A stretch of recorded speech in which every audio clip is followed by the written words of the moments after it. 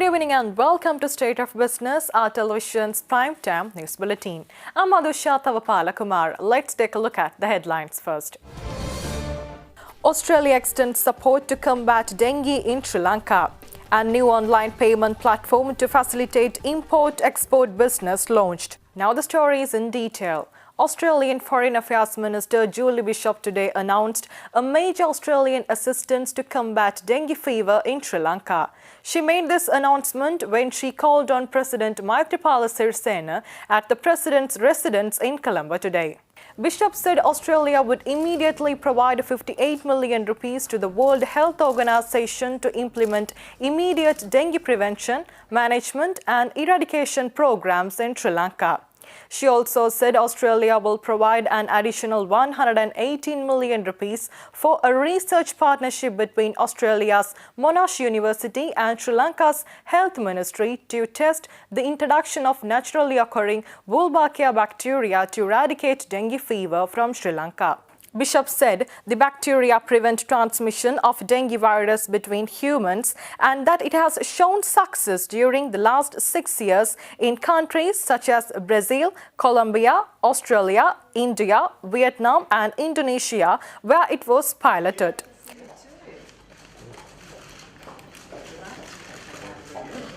Meanwhile, earlier today, the visiting Australian Foreign Minister met with Prime Minister Ranil Wickremesinghe for bilateral discussions at Temple Trees. Sri Lanka today took another important step in its efforts to digitalize the economy and more specifically transactions with the government. Accordingly, Sri Lanka Customs today launched its new online payment platform in Colombo. Lanka has developed this online payment platform. This online payment platform has been developed with the assistance of Sri Lanka Customs in order to facilitate real-time payments. The payments could be made through any licensed commercial bank. 9 major banks have already completed their certification process and 7 other banks are at various stages of the development process in terms of integrating with this platform. The system will be operated by Lanka Clear under the guidance and supervision of the Central Bank and will be fully governed by the Payments and Settlement Systems Act and related regulations, thereby contributing to the financial system stability of the country. The Central Bank is tasked with ensuring that the platform follows a proper governance model, and it will ensure that this is so.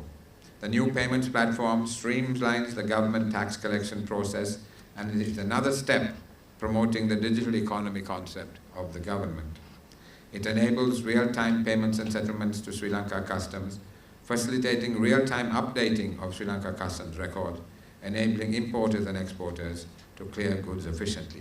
When we think about payment systems, we are thinking of moving from checks and cash, and we have still a long way to go. We have launched interbank transactions, slips. Today we have RTGS. We are looking at retail transactions, mobile transactions, all this happening in a small way, but yet to take off in a big way. We have the ATM, we have common ATM switch, common POS switch. We'll have a common mobile switch. We have always maintained that the mobile number is not owned by the company, but it's owned by the customer. We are yet to see that as a reality in this country. But that's the direction in which we must move. Minister Malik Samara Wickrama says the negotiation with India on the proposed economic and technology cooperation agreement is at an advanced stage now. Plans are underway to complete the negotiations by end of this year.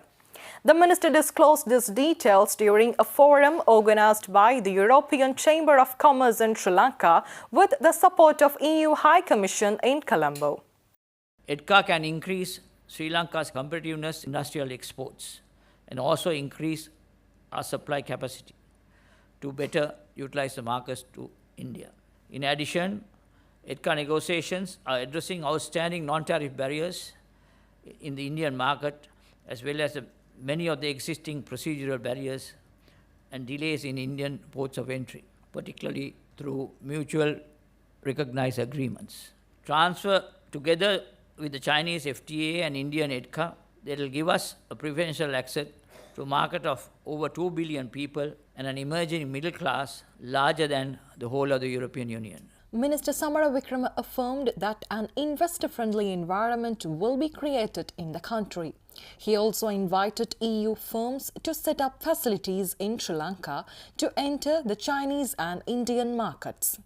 The government of Sri Lanka is also aware of the possible trade disruptions that can occur during the transition period. And therefore, we are looking at providing a trade adjustment package for local industrialists to upgrade machinery and introduce modern technology so that these industries can be more competitive and serve the local market as well as export to the regional and global markets. The government of Sri Lanka has recognized that its policies and behaviors play a critical role in shaping the investment climate, and we are committed to creating an environment in which firms and entrepreneurs have opportunities and incentives to invest productively, create jobs, enhance private sector competitiveness, and thereby contribute to strong economic growth. Let's take a look at more news after this break.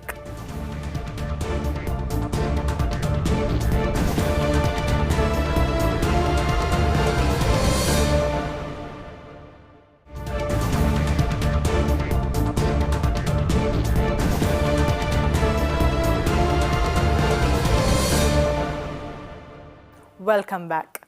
The chairperson of Export Development Board says that Sri Lanka should completely liberalize the import of rough gemstones in order to improve the local gem and jewelry sector. She said the EDB has already started discussion with the authorities in this regard.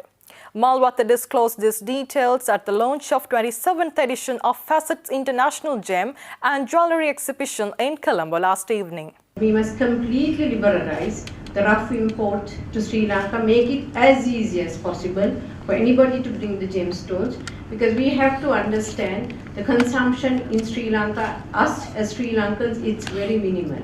It will either go into gems, into jewelry which is sold as foreign exchange to tourists, or it gets exported. As Sri Lankans, we hardly use gem-studded jewelry. We prefer the gold or the silver. So therefore, we are now talking to government authorities that we should completely liberalize this sector. And I'm also happy that we have started a dialogue with the private sector and the government sector, all those involved in the gems and jewelry sector, and I think we are moving forward.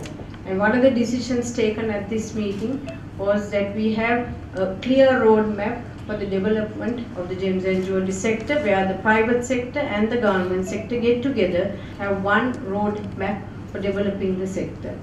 This year's Facets is scheduled to be held on the 31st of August in Colombo.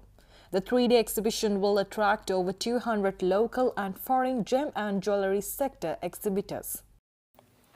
Let's take a look at stocks after this break.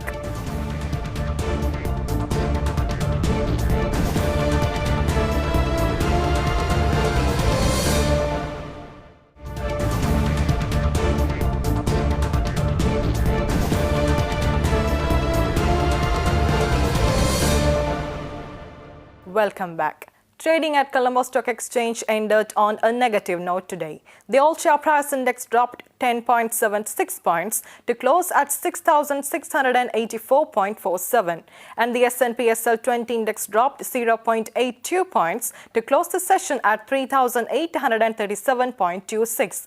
The turnover was 1 billion rupees and 77.3 million shares were traded. Up next is Forex rates.